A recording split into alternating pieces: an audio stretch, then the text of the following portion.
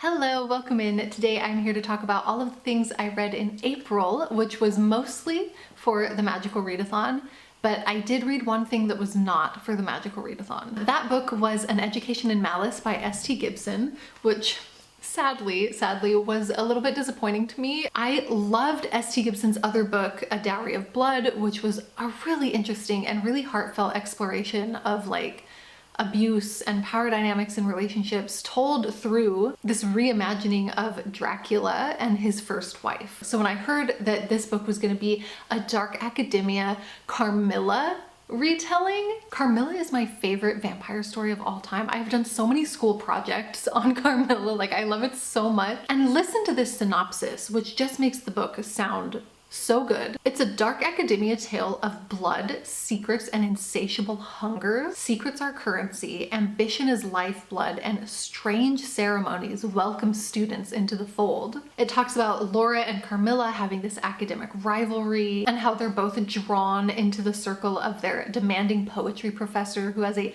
dark obsession with Carmilla. But as the rivalry blossoms, Laura must confront her own strange hungers. Tangled in a sinister game of politics, bloodthirsty professors, and dark magic, Laura and Carmilla must decide how much they're willing to sacrifice in their ruthless pursuit of knowledge. Listen, all of these hooks, all of these buzzwords, all of these really intriguing phrases, let me warn you, that's all they are, is buzzwords. All of these kind of promises are never really delivered on in the book itself. Firstly, as a Carmilla retelling or a reimagining of Carmilla, I really felt like that was really only a thing on the most surface of levels. It wasn't exploring many, if any, that I noticed of the same kind of themes or questions or problems that Carmilla, the original, was exploring. And obviously that's open to interpretation, but for me, I think it's a reach to say that. The dark academia setting was really, for the most part, irrelevant. The academic rivalry lasted for 5 minutes. The sinister game of politics, I don't even know what that's referring to, and the ruthless pursuit of knowledge. I guess maybe they kind of want to know what's going on with the vampires. I wouldn't call it a ruthless pursuit. That those words imply something that just wasn't present. Also the strange ceremonies to welcome the students. They're literally at the welcome ceremony for the new students, they put a flower crown on their head. It's so normal. It's so normal. It's not strange to wear a flower crown. Laura's strange hungers, they are explored, but it's much more tame than what you're probably imagining. And I feel like the synopsis is implying a certain thing when it talks about the teacher-student relationship and them being taken under her wing and the teacher having this dark obsession, right? And it's not that. Again, it's implying something that's not actually what's going on. The book isn't really any of the things that the synopsis implied it was going to be. It's a sapphic romance with some vampires. It has kind of a vaguely boarding school setting going on, and it explores themes like possession and jealousy. And the thing is that it's fine. I enjoyed reading it. I had a good time. It was a fun experience. I liked this book, but I just was so turned off by the fact that the marketing of it and the synopsis of it just felt so misleading and dishonest, and it was trying to make itself out to be something deeper or darker or more literary than what it was. We could have just been honest. You know what I mean? So yeah, unfortunately, I was a little disappointed by this. But anyways, moving on to better, more positive things. The books that I read for the Magical Readathon, I did finish all of them with a little bit of extra time, which I give myself as a gift. This semester, I went back to working on the Feywild's cartographer curriculum, so I had to read 7 books. The first one that I want to talk about was The Changeling by Victor LaValle. This was so good. I loved this. Even though the ending lost me a little bit, I still really enjoyed it. It's kind of a weird genre mix of horror, thriller, urban fantasy. It's about a father whose child goes missing, and he ends up on this quest to go find out what happened to his kid. And at times it was really magical and whimsical, and I felt like it was going to be a magical, whimsical fantasy thing, but it was also at times really brutal and intense and gritty. And like I said, towards the end, it did kind of lose me a little bit. I feel like the social commentary started to become really shallow and on the nose and just like kind of weird, but I did still really enjoy it. And there's actually a TV show that I am really interested in watching soon, and I also really look forward to reading Victor LaValle's other books. I think that he had such a way of building like horror and tension in the beginning of this, at least, that I'm really intrigued to see how his other books are. The next book I read was The Daughter of Dr. Moreau by Sylvia Moreno Garcia. This is a reimagining of the Gothic classic The Island of Dr. Moreau, which is about a mad scientist on an island doing experiments, making human-animal hybrids. But Sylvia Moreno Garcia's take on it takes that book and puts it in the setting of 19th century Mexico, and we follow the daughter of the scientist. They live in a very isolated region of Mexico in this hacienda, and she loves it there, and she loves her life with all the hybrids, like they're her family. But unfortunately, the wealthy landowners who finance her father's experiments and allow them to live in this place are threatening to like pull the funding if they don't get the results that they want from the experiments, which is basically to use the hybrids as a cheap source of labor. And so to kind of delay this situation, they're looking to maybe marry Carlotta off to this guy's son. There's also a lot of like historical and political context going on in the backdrop of the story. And yeah, I really enjoyed this. After that, I listened to on audio A Psalm for the Wild Built, which is this really interesting little story about like in the future,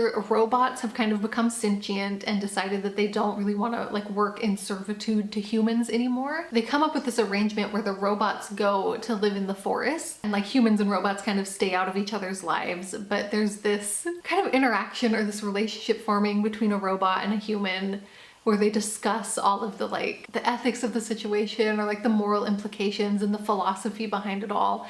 And it was really good. I always feel like on audio I don't absorb everything as deeply as I could. So I did decide that this is a book that I would like to reread in physical form so that I can really kind of pay more attention and absorb it all. After that, I read Uprooted by Naomi Novik. This has been on my TBR forever. It is a fantasy story about like a village where every 10 years or something, they have to send one of their young girls to go live in the tower with this like old powerful wizard. And so our main character is the new girl who's been sent to the tower, and she's there like learning magic with the wizard and also helping him protect the valley from like this forest that's kind of infused with some kind of magic that is very like threatening and wants to destroy all of the villages and stuff. And I really did enjoy this. I thought that the magic was cool. The romance, I don't know if I liked it or not, but it's like a trope that I do find myself liking most of the time. Overall, I think the book was like fine. I don't really have super strong feelings about it, but like I said, it had been on my TBR forever, so I'm really glad that I read it. After that, I read A Tyranny of Petticoats, which is a collection of short stories about a diverse array of daring heroines throughout American history. And honestly, okay, the characters were diverse, but I will say that the authors were not.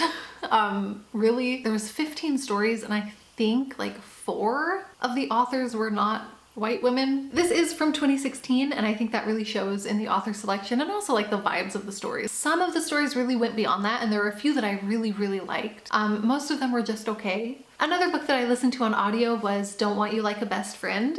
This is so cute. This is a sapphic romance set in like kind of a Jane Austen, Bridgerton, like Regency romance situation where these 2 girls who are supposed to be like out in society going to balls, finding husbands, they decide that they're going to try and set their parents up with each other and get their parents to fall in love with each other instead so that it like takes the pressure off of them. But they end up falling in love with each other along the way, and it's really cute. It was really funny, and I don't have any complaints about it, but again, I listened to it on audio, so I do feel like I wasn't as like deeply connecting to or absorbing it as I could have been, but yeah, it was cute. All right, and then the last book that I want to talk about is another throwback TBR oldie. This is The Falconer, which is from 2013, and I'm pretty sure has been on my Goodreads TBR about that long as well. This is set in, I want to say like Regency or Victorian era Scotland, and it's about a girl who is a fairy hunter. And honestly, I'm such a sucker for this kind of setting. Like Jane Austen is my favorite, and this was really, it felt like Bridgerton meets Buffy the Vampire Slayer in like the most fun 2013 way. I do have my suspicions that probably the use of like the Scottish setting, culture, Scottish folklore, and like the language, the Gaelic words being thrown in and stuff like that, I have my suspicions that it's not very authentic. The author's biography on her website says like Californian by birth, Scottish by choice. So yeah, I'm gonna guess that this is a very like early 2010s YA kind of vibe going on with the cultural stuff. But it was fun and I liked the setting, and the main character I thought was really fun to follow. For the most part, I enjoyed her as a person. The romance I really liked. And again, like the social setting of the time period where you're kind of competing between all of the social expectations being so strict and you have to be a proper lady, and if you step like a toe out of line then your reputation is ruined forever.